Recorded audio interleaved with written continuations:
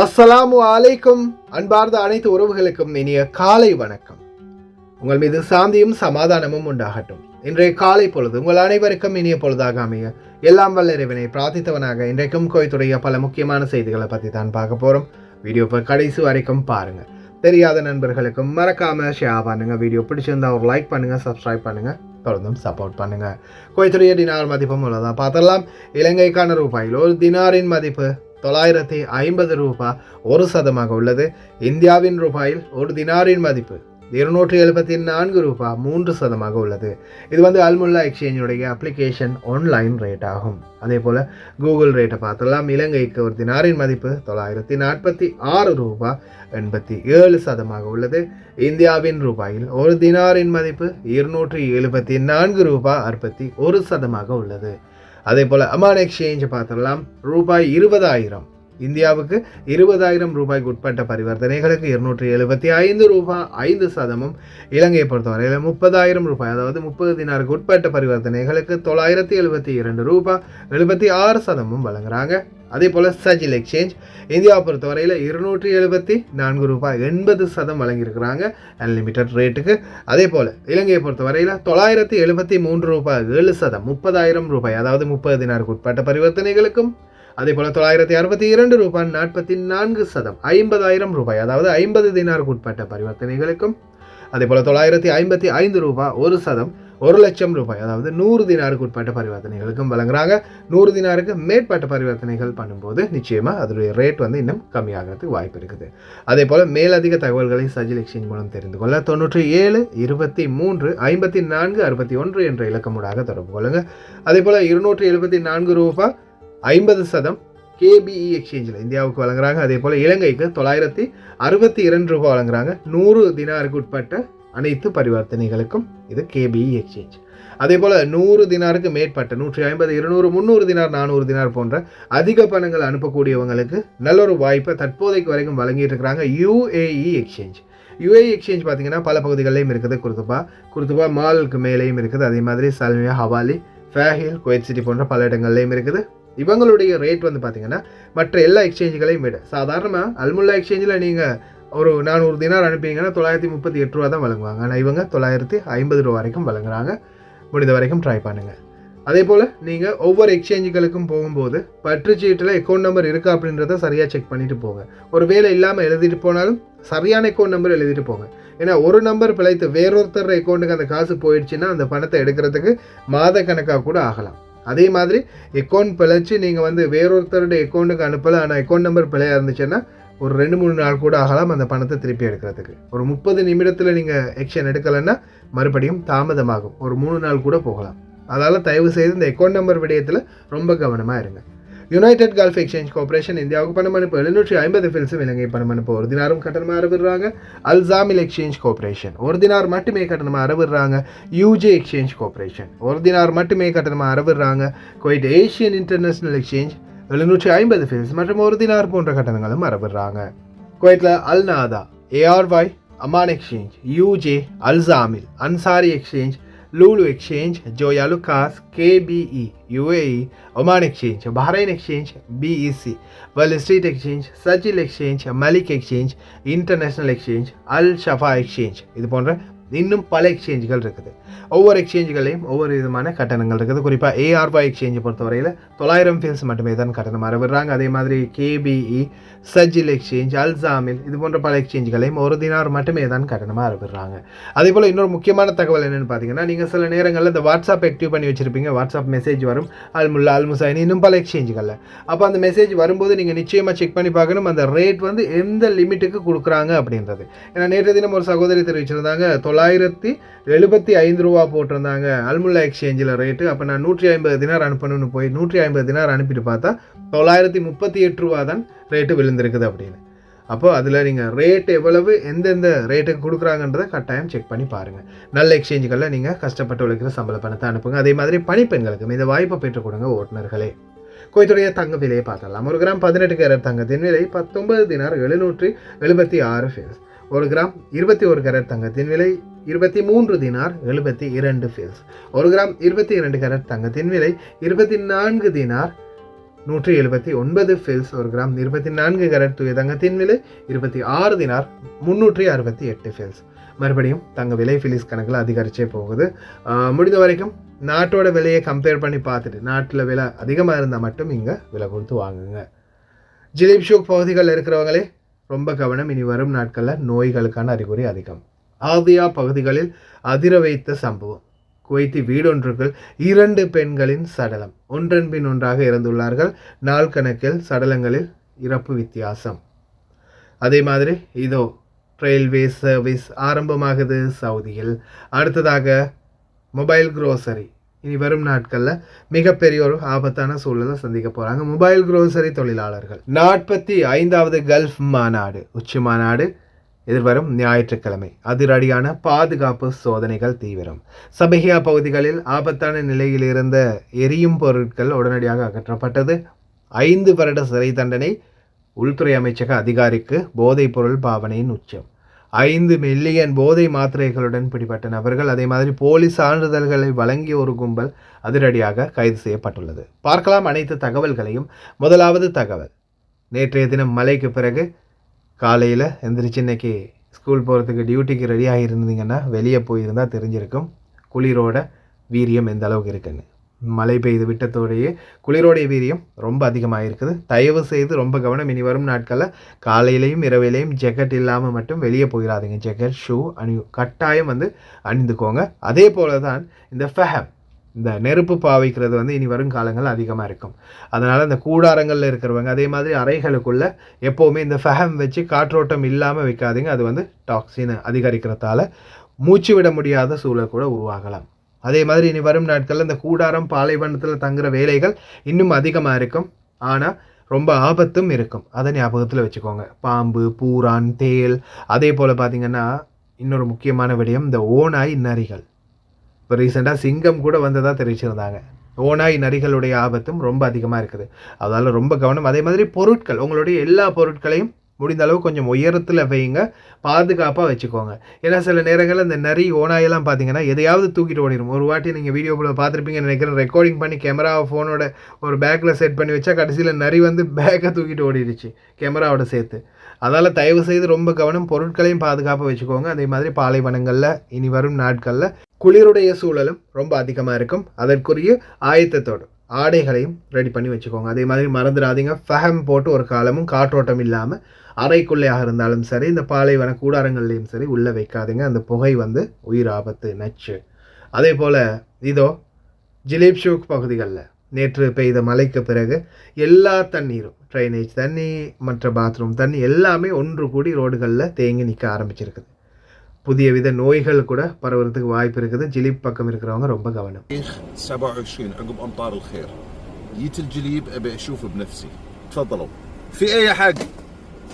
المية طالعة علينا في الأوض جوا من المطابخ والحمامات. مجاري طبعا. مجاري طبعا والحوش مليان جوا مية مش عارفين. لا حول ولا قوة الا بالله. تفضلوا. هذا الجليب عقب الله يرضى عليك. المطر ان شاء الله عمي. تفضلوا. هذا الجليب. هذه طبعا مجاري.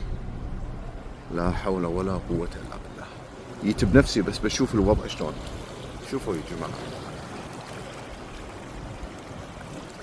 احنا قربنا على سنة 25. ما اعتقد ان الوضع يحتمل لا صحيا ولا بيئيا ولا امنيا. قاعد يمشي بالمجاري الاخ.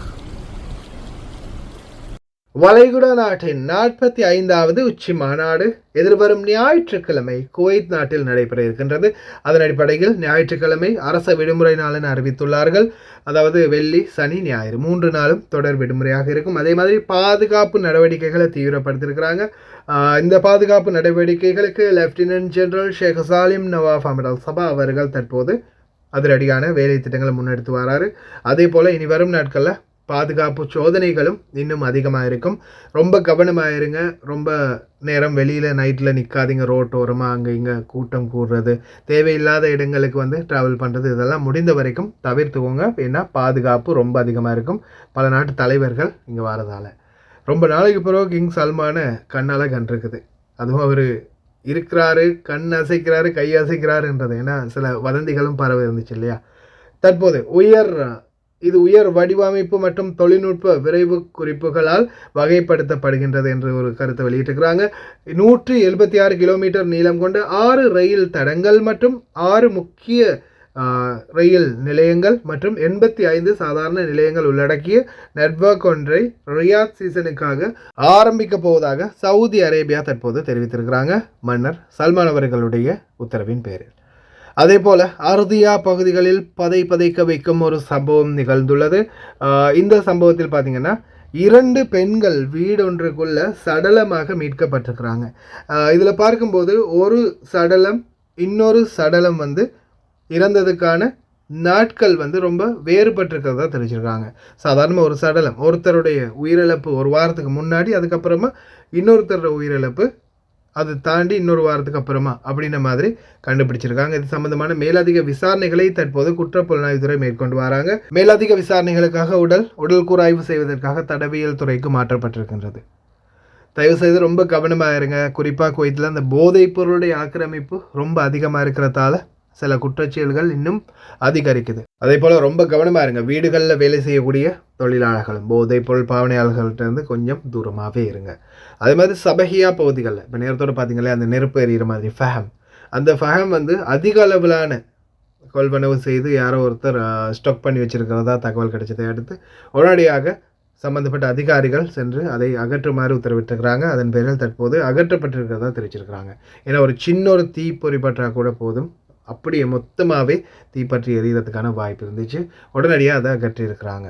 அதே மாதிரி குற்றவியல் நீதிமன்றம் ஒரு அதிகாரி ஒருவருக்கு, உள்துறை அமைச்சகத்தின் பாதுகாப்பு போலீஸ் அதிகாரி ஒருவருக்கு 5 ஆண்டுகள் கடூழிய சிறை தண்டனை விதித்து தீர்ப்பளிச்சிருக்கிறாங்க. காரணம் போதைப் பொருளுக்கு அடிமையாகி மற்றும் சில இடையூறுகளும் விளைவித்ததாக தகவல் கிடைத்ததை அடுத்து அவரை வந்து கைது பண்ணி சிறையில் அடைச்சிருக்கிறாங்க.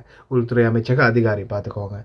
அதே மாதிரி 5 மில்லியன் போதை மாத்திரைகளோட ஒரு சில நபர்கள் கைது செய்யப்பட்டிருக்கிறாங்க.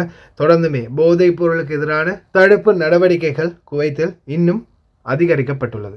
إطار الجهود المستمرة لوزارة الداخلية في مكافحة المخدرات وتعزيز الأمن، نجح قطاع الأمن الجنائي ممثلا في الإدارة العامة لمكافحة المخدرات من ضبط شخصين بحوزتهما حوالي نصف مليون قرص من مادة الكبتاجون المخدرة.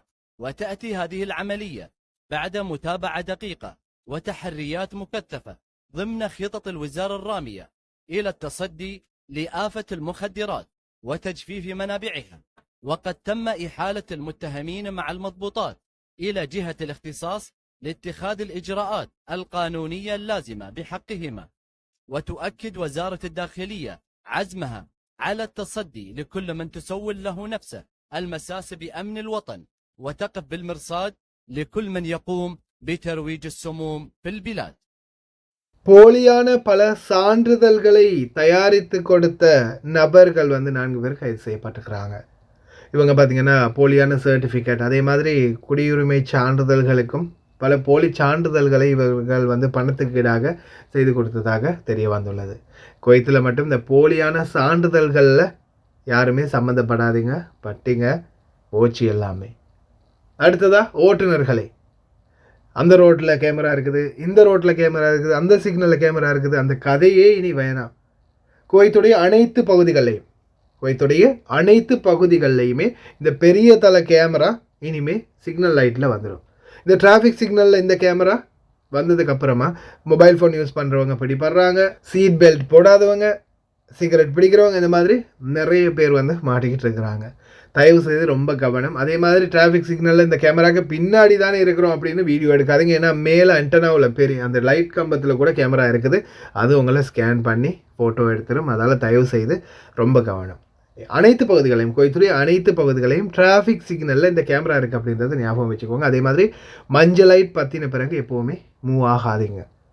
அடுத்ததாக இந்த ஸ்கேனிங் கேமரா. இந்த ஸ்கேனிங் கேமரா பொறுத்த வரையில் குவைத்தில் 252 இடங்களில் இந்த கேமரா பொருத்தப்பட போகுது. இப்போ பார்த்தீங்கன்னா நீங்கள் இந்த சைனிங் போர்ட், டிஜிட்டல் போர்ட் நிறைய குவைத்தில் நிறைய இடங்களில் இப்போ புதிதாக இந்த டிஜிட்டல் போர்டை உங்களுக்கு காணக்கூடியதாக இருக்கும். இந்த டிஜிட்டல் போர்டில் தான் அந்த ஸ்கேனிங் கேமராக்கள் வரப்போகுது. அதால் இனிமேல் குவைத்துடைய அனைத்து பகுதிகள்லையும் எங்கே நீங்கள் போனாலும் இந்த டிஜிட்டல் போர்ட் சைனிங் போர்டு வருதுன்னா ரொம்ப கவனமாக இருங்க. அதே மாதிரி தான் உங்களுக்கு தெரியும் பாயிண்ட் டு பாயிண்ட், இப்போ ரீசெண்டாக நான் தெரிவிச்சிருந்தேன், பாயிண்ட் டு பாயிண்ட் வந்து இப்போ கேமராக்கள் ஸ்கேன் பண்ணுது. இதில் என்ன காரணம்னா, நீங்கள் ஒரு வேளை ஒரு கேமரா வரும்போது ஸ்லோ பண்ணிடுறீங்க, அதுக்கப்புறமா அடுத்த கேமரா வரும் வரைக்கும் ரொம்ப வேகமாக அழுத்தி வேகமாக ஓடிக்கிட்டு இருக்கிறீங்க. அப்போ அந்த கேமரா வந்து ஒரு மெஷர்மெண்ட்டை வச்சுருக்கோம், ஒரு லிமிட், டைம் லிமிட்டை. அந்த லிமிட்டை தாண்டி நீங்கள் வேகமாக அந்த கேமராவை கடக்குறீங்கன்னும் போது அதுக்கு தெரியும் நீங்கள் அந்த கேமராக்கிலேருந்து இந்த கேமரா வாரத்துக்குள்ளே ரொம்ப வேகமாக வந்திருக்கீங்க அப்படின்னு. அதால் அது கேப்சர் பண்ணிடும். தயவு செய்து ரொம்ப கவனம். அதே மாதிரி சிகரெட் பிடிக்கிறது, சீட் பெல்ட் போடாது, மொபைல் ஃபோன் யூஸ் பண்ணுறது, ஒத்த கையால் ஸ்டேரிங்கை பிடிச்சி வண்டி ஓட்டுறது, இந்த மாதிரி எந்த ஒரு தவறுமே இந்த கேமராவுக்கு முன்னாடி பண்ணாதீங்க. ரொம்ப கவனம். வண்டி ஓடும்போது எல்லா ரூல்ஸையும் இனிமேல் ஃபாலோ பண்ண பாருங்கள். இல்லாத பட்சத்தில் அபராதம் 150 500 தினார் 1000 தினார் வரைக்கும் இருக்குதுன்றதை ஞாபகத்தில் வச்சுக்கோங்க. அதே மாதிரி குவைத்துடைய குடியுரிமை மீறல் சம்பந்தமாக தொடர்ந்துமே விசாரணைகள் மேற்கொள்ளப்பட்டு வருது. இப்போ ரீசெண்டாக நடந்த ஒரு வீடியோ கான்ஃபரன்ஸுக்கு பிறகு 4447 பேருடைய குடியுரிமை மீண்டும் விசாரணைக்கு எடுக்கப்பட்டிருக்கதா தெரிவிச்சிருக்கிறாங்க. குடியுரிமை விசாரணை குழுவின் துணை செயலாளர் துருக்கி அல் சபா அவர்கள். அதே போல் பார்த்திங்கன்னா இனி வரும் நாட்களில் இந்த குடியுரிமை பிரச்சனைகள் இன்னமும் வீரியமாகும் அப்படின்றது தான் காரணம். அதே போல் நிறைய பேருக்கு வந்து அநியாயமும் நடந்திருக்குது அப்படின்றதையும் சுட்டி காட்டியிருக்கிறாரு வழக்கறிஞர். குறிப்பாக சிலர் வந்து திருமணம் முடிச்சுட்டு அதுக்கப்புறமா டைவர்ஸ் பண்ணி விட்டுட்டாங்க, அதால் நிறைய பெண்களும் பாதிக்கப்பட்டிருக்கிறாங்க, வெளிநாட்டு பெண்கள் குறிப்பாக, அதையும் சுட்டி காட்டியிருக்கிறார் வழக்கறிஞர். நேற்று நல்ல ஜாலியாக மலையில் நனைஞ்ச ஒரு வீடியோ போட்டார், அதால் பைப்பிள்ளைக்கு காய்ச்சல் வந்துருச்சு, அதையும் சேர்த்தே சொல்லியிருக்கிறாரு. السلام عليكم. سريع قاعد يطلع الناس اللي يدشون على موضوع الجنسية والجوازات، يلقى مثلا المدام ولا واحد من عياله حالة العلاقة فصل، فيجيك واحد معتوه يقول لك سوي لي وكالة قبل لا تنسحب الجنسية، ولك تطقد في الماء العكر يعكر. المهم معناتها ان صاحب العلاقة عدى 18 سنة وصار ملفه بروحه، مو معناتها راح يسحبون جنسيتك. انت على ذمة زوجك، ما خذيتيها استثناء بالمدة، امورك طيبه، كل شيء تمام، تركضون تدورون بالسوشيال ميديا المحامين تبي توكلون فلوسكم واجد، اعطوني اياهم من صدق. تصدق الوقت هذا ايش رايكم يسوي حركه اللي تبي انه ما تنسحب جنسيتها نقدم لها كتاب تحصين الماده 68 تحصن الماده راح تصدقون تدفعون فلوس مجانين. والله عمي مفصول العلاقه، مفصول معناتها الملف هذا مفصول. انت كويتيه بروحك، العيال لما يعدون 18 او 21 ينفصلون، وانتم كل شيء مره بهويتي، مره بسهل، مره داشين على الجنسيه. نسفتي هذه معناتها الحين اذا شيء صار معناتها جنسيتك راح تنسحب. انجنيتن خلاص ماكو شيء، لا تخافون، الامور طيبه. الرعب اللي انتم عايشين فيه غالبا انسحبت الجنسيه، شنو يعني؟ زوجك ابو عيالك عندك، راح تحبينه اكثر، راح يصير عزيز وغالي. يلا ولا حد يقص عليكم. السلام. அதே போல் ministry of commerce and industry, குவைத்துடைய வணிக வர்த்தக அமைச்சகம், ஹலிஃபா அல் ஆஜில் decided to cancel the license of 19 mobile food trucks. அதாவது 19 உணவு வண்டிகளுடைய லைசன்ஸை கேன்சல் பண்ண போகிறதா தெரிவிச்சிருக்காரு. காரணம் விதிமீறல் தான். நிறைய இடங்களில் இப்போ சோதனைகள் தீவிரப்படுத்தியிருக்கிறாங்க. ஃபேஹில் பகுதிகளில் அதிரடியாக பல விதிமீறல்களை வந்து பதிவாகிட்டே இருக்குது. அதை கவரேஜ் பண்ணியிருக்காரு நம்ம பூச்சி. السلام عليكم، يعطيكم العافية. معاكم أخوكم محمد قنيص الهاجري، مشرف مركز البياحين قسم النظافة وإشغالات الطرق محافظة الأحمدي، بتوجيهات من السيد مدير النظافة وإشغالات الطرق محافظة الأحمدي سعد سالم الخرينج، بتوجيهاته على تكثيف ورقابة النظافة العامة وعلى المركبات المهملة، وتوجيهات من وملاحظات مراقب عام النظافة الدكتور مبارك عبد الله. قام المركز برفع أكثر من 26 سيارة بجولاته المتفرقة خلال 3 أيام، ورفع بعض المواد الصلبة من المواقع وهي قطعة 1 وقطعة 2 و3 بحدود 18 درب، وذلك بعض المخالفات الذي قاموا فيها نوبة باء ونوبة جيم، الأخ محمد فالح والأخ عبد العزيز العازمي، بحدود 8 مخالفات تختص بعدم التقيد بشروط النظافة ووضع 36 ستيكر على سيارات مهملة في الأماكن العامة. يعطيكم العافية ومشكورين وما قصرتوا. شوف يا جماعة، شوف المنظر اللي يقول ما يشتغلون. أنا أتحدى أي واحد يقول ما يشتغلون. المركز فحيل، شوف قاعد يشتغلون، شوف شالوا. شوف احنا نتمنى مساعدتهم، نتمنى من المدراء أن يوجهون رسالة حق المرور عشان مساعدتهم بالمخالفات وشيل الأرغام. يعني الحين شالوا باكر يردون نفسهم. شوف الحين رايحين مكان ثاني، يقول احنا قاعدين لنص الليل. يعطيهم العافية.